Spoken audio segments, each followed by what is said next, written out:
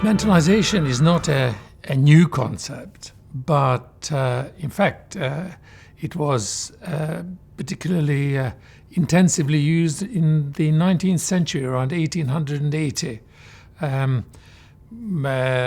The effort that the mind made was called mentalizing. And the word actually came into language in the 16th, 17th century, has been around.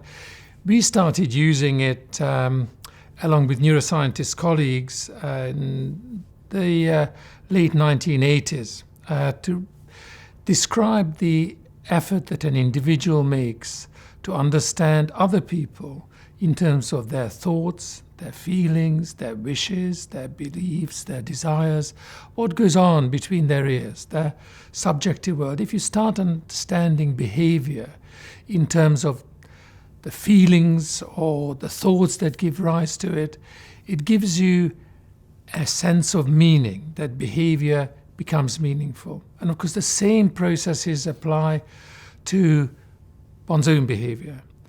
Why did we start using it just then? Well, neuroscience progressed, and we realized that there were particular parts of the brain that actually were devoted just for this function, just to understand behavior in terms of mental state. So it was a thing. It was something that perhaps we needed to consider.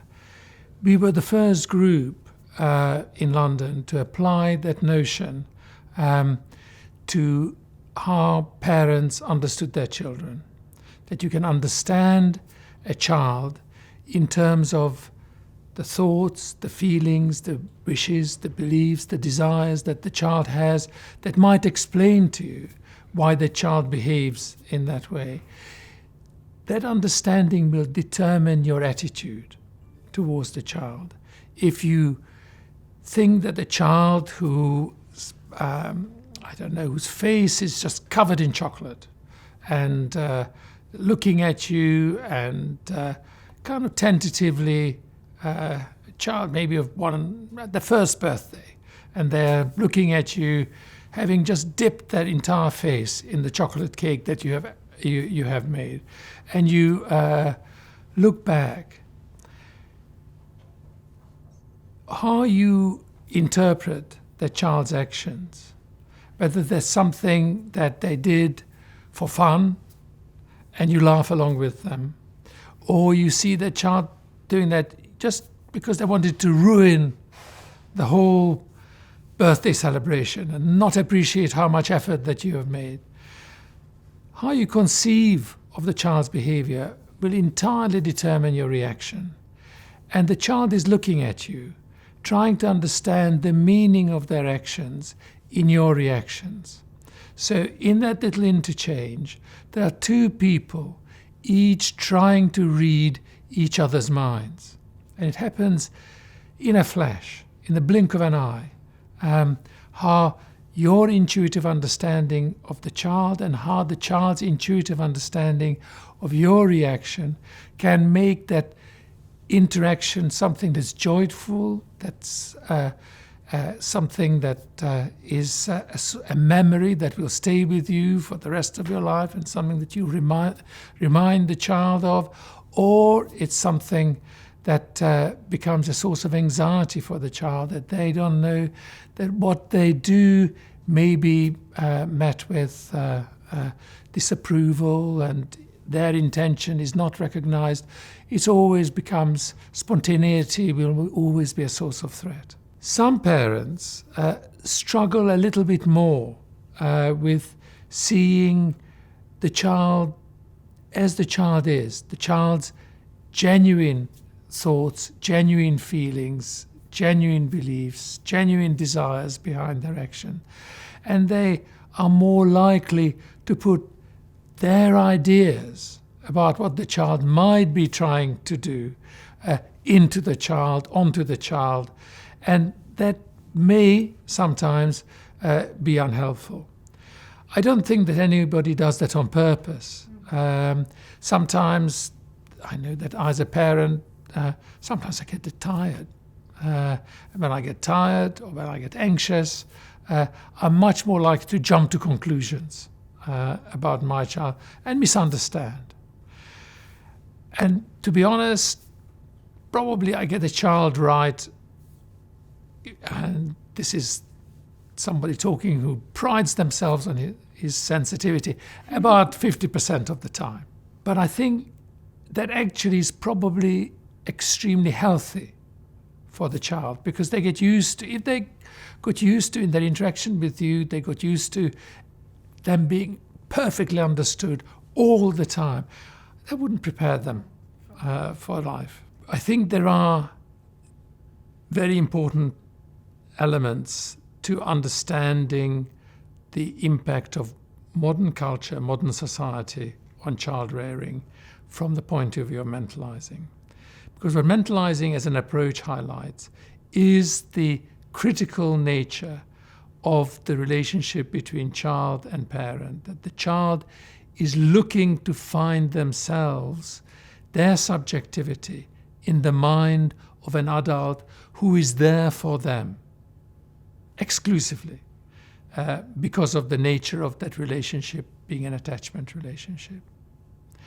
Replacing that adult with any kind of generic stimulus like a television or something that's presented by the media is potentially catastrophic, because it will not have the opportunity within it to enable the child to recognize themselves. And if we think that that's important, and I personally think it is the most important thing, then there is a very profound risk. I think I've got 2 or 3 pieces of evidence that speak to that. The first is from much later in development, that what we've now recognized is that in adolescence, well, certainly after age 11 or 12, children's primary socializing agents are other children. They encounter very few adults.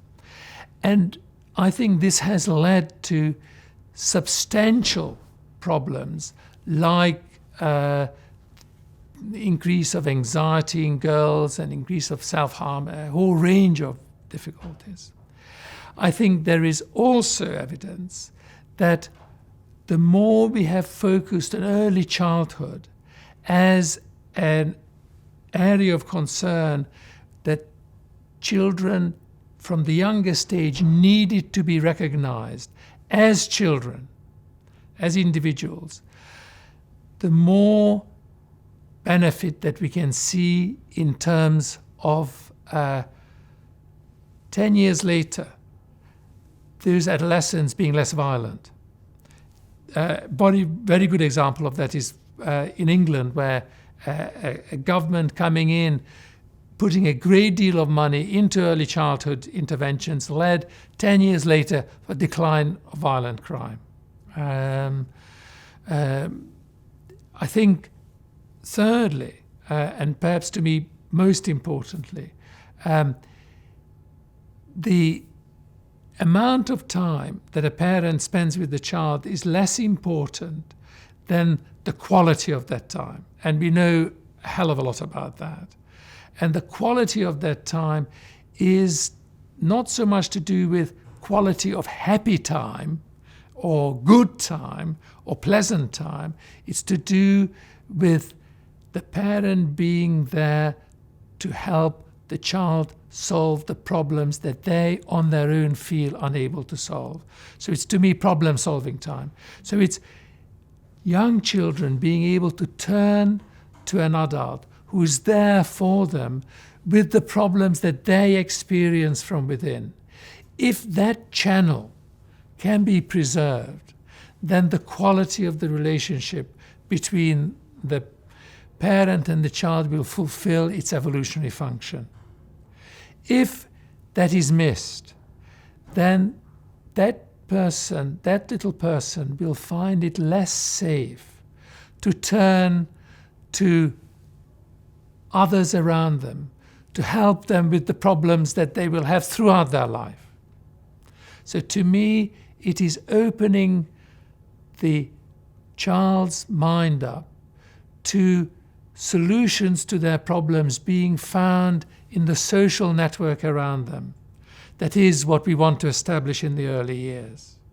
If we fail young children in that by overemphasis in the media, by neglect, or a whole range of other things, I think we will make that child more rigid, more closed off, less flexible, less adaptable, less willing to learn.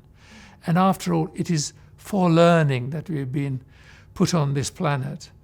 We are just teaching and learning machines.